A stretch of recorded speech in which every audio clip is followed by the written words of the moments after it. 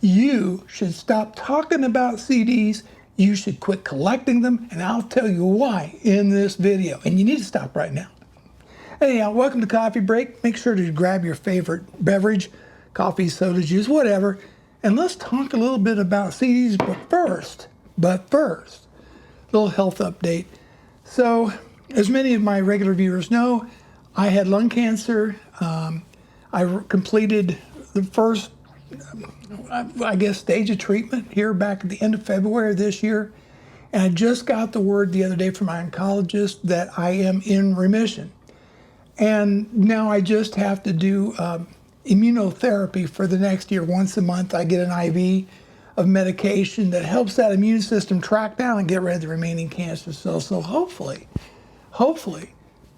I'll be totally cancer-free. But right now I'm in remission. The tumor that I had is gone. I'm feeling a little bit better, and I'm getting over some of the side effects of treatment. I just thought I wanted to share that with you. Also, just a little tip.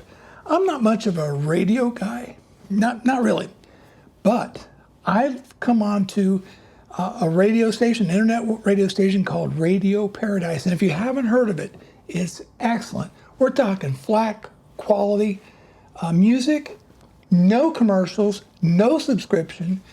It's absolutely free, and it is just an amazing radio station. And they've got music basically for just about any type of mood you're in. Well, I wouldn't say that, but basically they have these little substations in there, one called the Main Mix, the Mellow Mix, Radio Paradise Rock Mix, Global Mix, Serenity.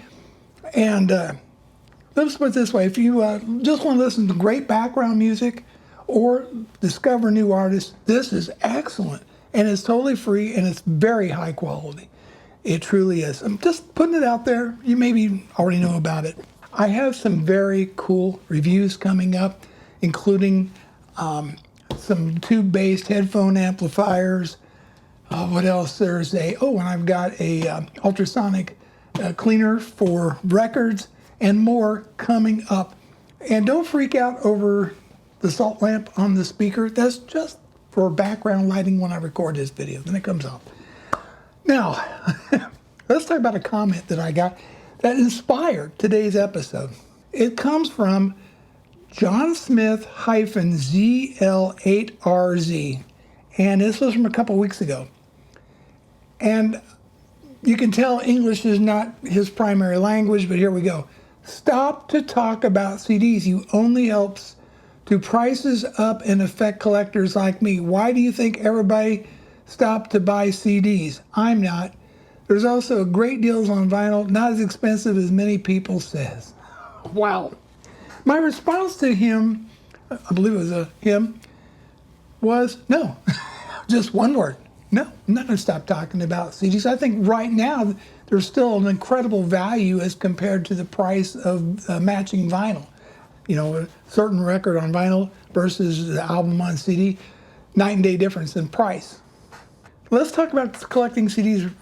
I've already seen, so there's some YouTubers on there talking about a CD resurgence.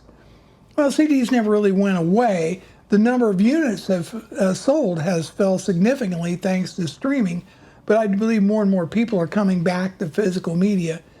But in their heyday, there were millions upon millions, maybe even billions of CDs sold. I don't know.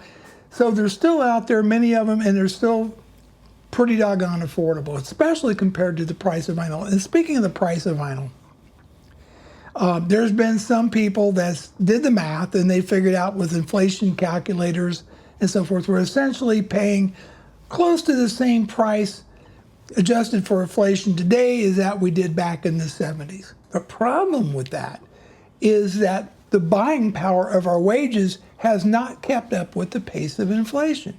So more and more working class people are really starting to struggle just paying their bills. And that makes a $30, $40, $50 vinyl record pretty much out of their price range. So we are all looking at used vinyl, or many of us look at used vinyl. And because of the, welcome to capitalism, the law of supply and demand, once these demand outstrips supply, those prices are going to go up. And so, and I personally collect both CDs and vinyl, but I live in a very small town, see? And so the closest record store to me is like 30 miles. I'm collecting certain albums. I don't have the ability right now to go crate digging to find the certain albums I want. So I'm basically ordering and tracking down the vinyl collection I want through eBay, Discogs, some other places. Yeah, I still go to the thrift store and look, but you know what? The only thing they have is religious records, holiday records, country, lots of country, and older stuff, like Ed Ames and Jim Neighbors.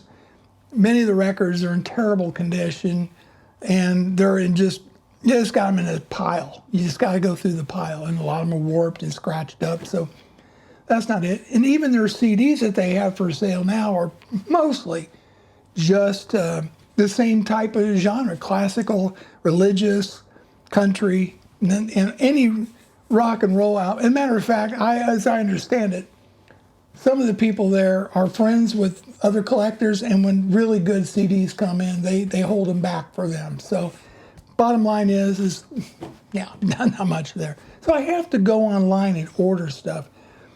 And I've noticed that the price of CDs, used CDs, went up a little bit, but nothing compared to vinyl. And I also collect CDs for one other really good purpose, in my opinion, convenience. I've actually built my own little streaming service.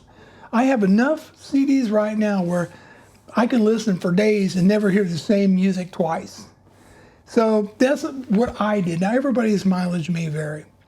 But the concept that because vinyl is getting to be too expensive, and therefore people are switching over to CDs, and that's driving up the cost, well, that's capitalism, and there's no way to stop it. There really isn't. Will more artists, will manufacturers start putting out even more CDs? Well, maybe. I've seen a whole bunch of new CD players hitting the market. Many of them are portables or small, but there's still a market for the CD. I'm not going into all the arguments why you should collect CDs, but what I'm basically trying to say is anytime that people start jumping on a bandwagon and they start collecting stuff, the prices will go up.